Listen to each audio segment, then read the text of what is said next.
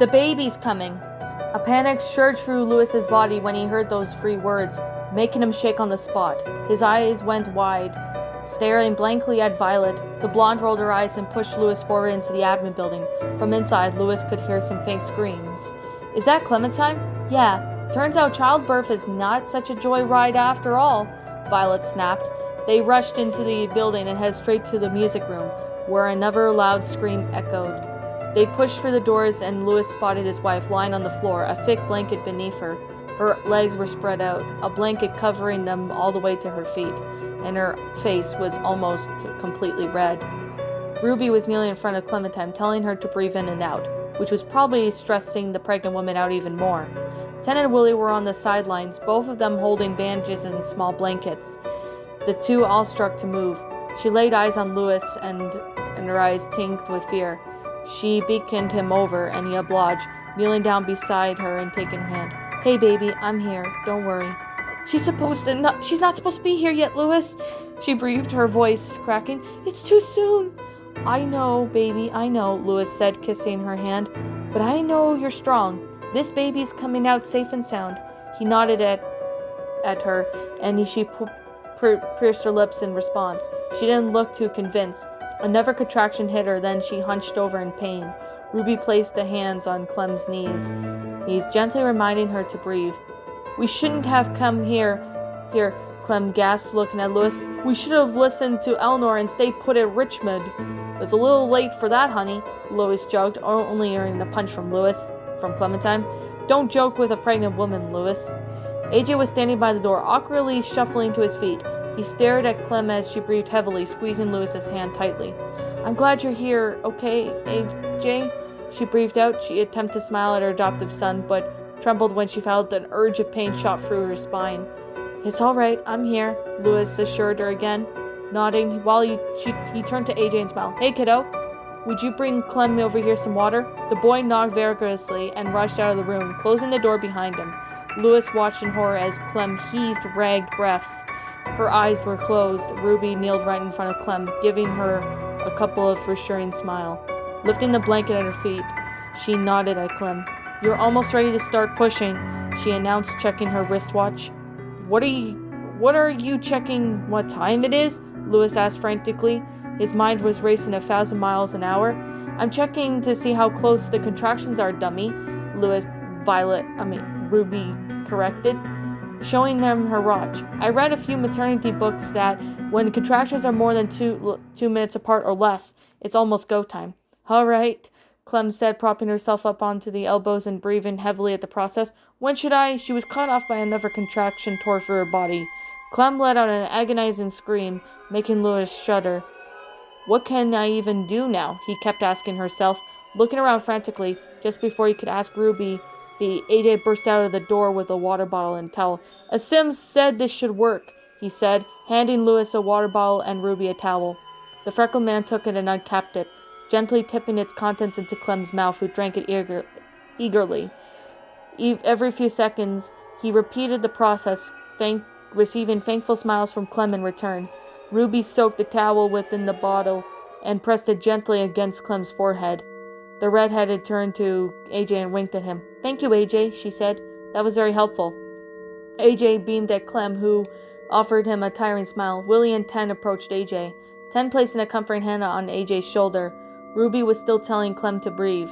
While she obliged to the breathing, the redhead turned to Willie and Ten and frowned. Anyone who isn't the father or adoptive son, please get out of here, she ordered with a tone that left the room for a little argument. The two boys rushed out of the room, leaving the foursome alone. Another scream escaped Clementine, making Lewis and AJ both frown. Her eyes widened as her hands ran over her swollen belly. Lewis could clearly see where the baby was kicking, her skin stretching beneath her slender fingers. She grabbed Lewis by the collar, pulling him close down to her, and her voice was soft and shaky as well. Lewis, I'm scared. You don't have to be scared, baby, he said, taking his hand and holding his collar, squeezing it. I'll be there every step of the way. What if she's not right? Clem asked, her brows neatly tightened. What if something goes wrong right now? Krista went through the same thing when Omid died, and the baby... We couldn't save it, Lou. I can't lose this baby too. I just can't. I know, honey. I know. We won't let that happen to our baby, all right? Ruby will be here to do everything she can to deliver little Ruth safely into the world. I swear to God, if you don't drop that name, Ruth, I'll strangle you with the umbilical cord and let you turn, she warned him. Her eyes slanted. Louis chuckled nervously, scratching the back of his neck. All right, Ruth is off the table, but what sentiment still stands? I just hope you're right. Just focus that hope on you, pushing as hard as you can, Ruby called ahead of her, startling her. AJ, could you? She was cut off by Asim bursting for the doors, his bow in hand, and seeing that she took a panic on his friend's face. Louis stood up abruptly, knocking over the empty water bottle. What happened? He asked. Walkers, Asim said simply. Tons of them. They must have drawn by. He stopped when Clem glared at him at the floor, shaking his head. Not important. We need your help. Louis looked back and forth between Clem and Asim, trying to make a decision. When he took too long, Ruby made it for him, pushing him out of the room with her fiancé. Go deal with the walkers. AJ and I will take it from here, he said, shoveling them outside. Louis looked back at Clem, who was frowning at him at the crack of the floor behind Ruby. I'll be back in no time, he promised. As the door slammed shut right behind him, he turned to see Asim readying his bow and arrow in hand. He kneeled down and grabbed Charles off the floor, following his friend through the hallway and into the courtyard. Walkers were piling onto the barbed gate, their bony arms outstretched to the search of prey. The hinges were cracking underneath the weight of the undead, thus falling to the ground around them. Willie stood a few yards from the gate, holding a machete in his hands, ready to slash and dice. Where he had gotten that from Louis, I didn't know, but he wasn't going to question to it. At least a dozen walkers were pressing up against the gate, loud growls and moans filling the afternoon air. Louis surveyed the area, looking for solutions. There were too many to face head-on charge into them. The gate wouldn't hold them forever, and its old rusty hinges already at the verge of collapsing. He raised Charles over his head and called to Ten, whose eyes went wide. 10, I need you to open up the gate, he said. The gurgling of the walkers almost drowned out his shout. What? Exclaimed Asim, him looking at his right, if he was crazy. Are you trying to get us killed? Look at them, Asim, he said, pointing at the gate with Charles. We can't take them all outside, and that door ain't holding all day. Might as well keep the door healthy before its smelly patrol comes and does it for us. Asim looked back at the walkers and frowned and sighed when he looked and realized there was no other alternatives. He nodded at Ten, who approached the gate warily and released a hatch on the right side, letting it drop to the ground as the gate creaked open. Ten rushed back inside the admin building's door. Louis straightened up as the undead finally got through the door open, piling onto each other as they made to their live prey. He ordered Asim to take the ones on the left and Willie take on the right, and we'll split them up, make them more manageable. Are you sure 7 on 1 is manageable? Willie called out as one of the walkers got too close to him and he slashed it with his weapon, slicing its head in half. He looked down at the blade, and chuckling as he did prefer the walker's eye. Louis braced himself for the first customer, a male walker with blue overalls and questionable fashion sense. Batter up, Walker, he said, swinging his chair leg wildly and hearing a crunching sound of the walker's head being ripped from its rightful place. Behind as a flat walker, 5 more sauntered them towards him. Their eyes were fixed on the freckled man. He dashed to the left, jumping over an overturned table as the 2 walkers tried to reach him over to it. He swung Charles again and caught the edge of one of their heads, blood spurting all over to the table.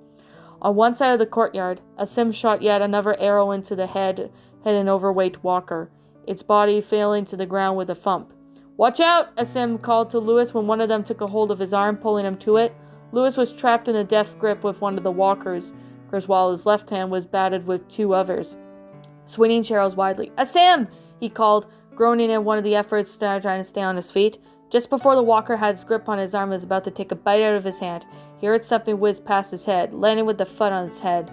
Louis's head had whipped to his left, spotting Asim aiming his arrow in the direction, and lowered it just in time to get rid of yet another one with his hunting knife. He stepped back and ducked beneath the arms of the skinny female walker. He stumbled his way to Asim, crushing the skull of the walker whose arm was reaching for Asim's hair. "A little too close for comfort, don't you think?" he teased. They exchanged a nod and turning to see barely free walkers come in their way. Asim shot an arrow at one of them at the far left, leaving Lewis to practice his batting on one of the right. Its head flew clean off, landing on the ground with the splashing grass blades with the red tinged. Asim dispatched one of the last one with his knife, using Clementine's trick of kicking their knees from beneath them. One on one side of the courtyard, Willie was removing that the machete was from the walker. With they seemed to be having got stuck and crashed into the boy, Lewis rushed over to his side, heaved the undead off of Willie. Lewis ordered the boy, who graciously took it. He surveyed the courtyard, counting the last 15 corpses littering the ground. Asim helped 10 closed up the gate, securing the latch before any more walkers could make their way to them. Lewis was about to say something to Asim when a guttural scream tore through the air. "That's Clementine!" He exclaimed. Breaking into a sprint, he bust for the admin building's door, turning to his right as he got up to the double doors at the end of the corridor. He spotted AJ sitting against the wall to his left, absently spinning the chamber of his gun. Lewis started turning the doorknob, but AJ stopped him. "No, don't." "Why not?" Lewis asked, frowning. "Ruby says she needs space," AJ explained, settling down the revolver. "She said the baby's taken a little longer than expected," and he flowed as his recall for his lurid conversation. "And just to tell you that Clem's fine." Lewis huffed in annoyance, yet another scream tore through the room, chilling him down to the very bones. He leaned against the opposite wall to AJ, sliding down to the ground. He should be the one helping her. The pair just said nothing as they waited. AJ kept playing with his gun, and the intense clinking breaking the silence as they answered between Clementine's cries. "AJ, cut it out," snapped Lewis, closing his eyes. AJ stopped, looking up at Lewis with wide eyes. "It's getting on my nerves." "Sorry." After that, they retorted to silently enduring Clementine's screams, praying to God that would listen and make sure she's all right. "Come on, Clem. I know you can do it," he fought, taking deep breaths and calm his unsteady heart. He thought about the day when he would found out he'd be a father. Clem had been feeling under the weather, and that she had given him space to clear her head. It hadn't been occurred to him that she run off in a near suicide mission, but the prize that she brought back was more than he could ever ask for. A small plastic stick had been tucked away at the pocket of her jacket, one of the cheesy greeting cards from the shopping malls. "Congratulations, you're going to be a daddy." She's gone out of her way to get the car to down that run-down mall, just for the amusement. 7 months later, here they were. He was about to become a father, despite his previous fervent belief that he'd never be good at it. "I guess you didn't mess me up over that badly, huh, Dad?" He laid his head on the back of his wall. His eyes were heavy. When had been the last time he slept? At one point, Omar turned into the corner. They approached both AJ and him with 2 bowls. He took Lewis's shoulder and startling him awake. Lewis looked at the bowl and looked wearily at the chef. "How long have you been here?" he asked. "Couldn't have been more than 20 minutes, right?" After about a few hours. "For 4 hours," Lewis informed him with a raised eyebrow. Lewis's eyes were wide open, blinking rapidly, and shot up, almost spilling the bowl's contents onto himself, and looked at the door. It has been when he noticed that Clementine was still screaming on the other side. "Did Ruby say what's going on?" he asked Omar. She's been holed since you've fallen asleep," Omar informed Lewis, shaking his head slowly. "AJ tried to get in an hour ago, but Ruby kicked him out again. There was a lot of blood," AJ commented, staring blankly at the contents of his bowl, staring absently. "Don't worry about that, kiddo. That's normal," Lewis assured him. Was that normal? His mind was screaming at him, demanding an immediate answer. "Why wouldn't you tell him that's normal, you idiot?" AJ nodded slowly and went back to eating his soup, sipping at the edge of the spoon. Another scream endured from inside the music room. This one was much more fainter. AJ and Lewis exchanged a look for a moment before Omar left them to their devices, promising that he'd be back to check on them. Lewis sipped his soup hungrily. Realizing how hungry he was, he gulped down the contents of the sign of the continent. As he was on the floor beside him, right in front of him, AJ had already finished his meal, and he was staring technically at his adoptive father. "Penny for your thoughts, little man?" "What?" AJ blinked. "It means what's on your mind." AJ cocked his head and looking down at the hardware floor pensively. "Lewis," AJ said. His eyes found Lewis's, and his hands were joined onto his lap. "Is Clem gonna die?" The freckled man blinked rapidly before taking back the question, and it was the question he'd been dressing to ask himself. Least that he found out it was some gruesome on his own record. He looked up at AJ with a frown. "Of course not, little man," he told him. His tone was a little harsher than he meant to be. "Why would you ask that?" "Well, my mom died when she had me," AJ explained, shrugging. "Don't you think it'd be the same with this baby?" Clem told me about Rebecca," Lewis said, shaking his head. "This is completely different. They were in the middle of winter, freezing their asses off, with no supplies or even to hold themselves together this time." "Yeah, but what if she doesn't make it?" As if confirming his suspicions, that Clementine's next scream was the fiercest. Her voice was already going raw. "Work with me, would you?" Lewis sighed, pinching the bridge of his nose. "Trust me, AJ, this baby is only changing things for good. Nothing is happening to Clementine. I will make sure that." "You can't promise that." They were all interrupted when a new different cry broke through the silence that had developed around them without noticing. This one was different than the last ones. It was high-pitched to the point where it was almost deafening. Lewis and AJ stared at each other for a moment, their eyes wide.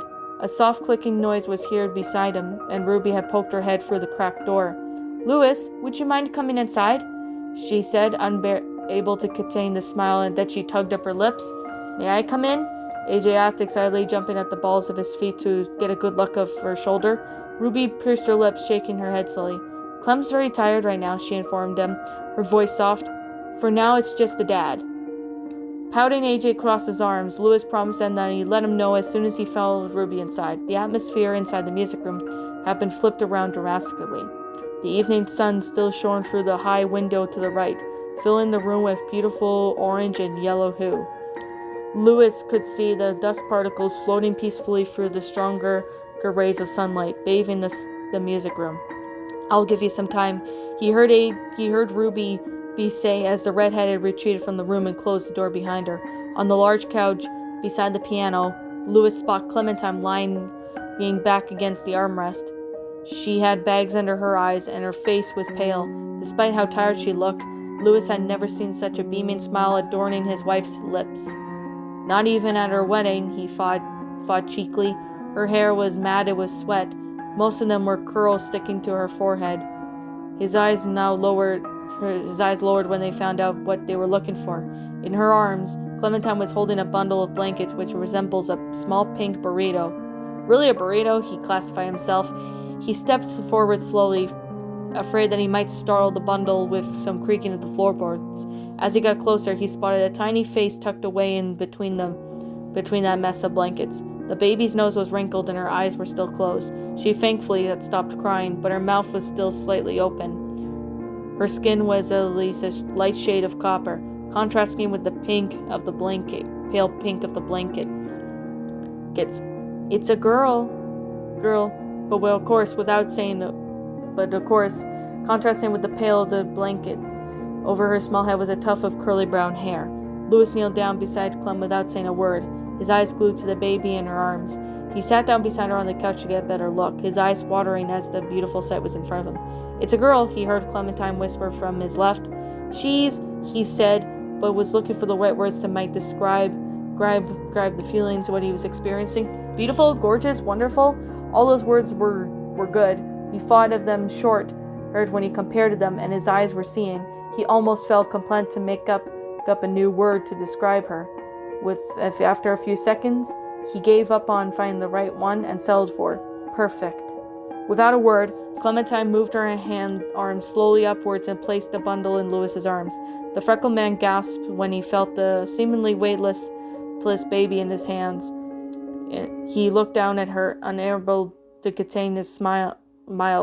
He would never be able to wipe it off of his face. He doubted.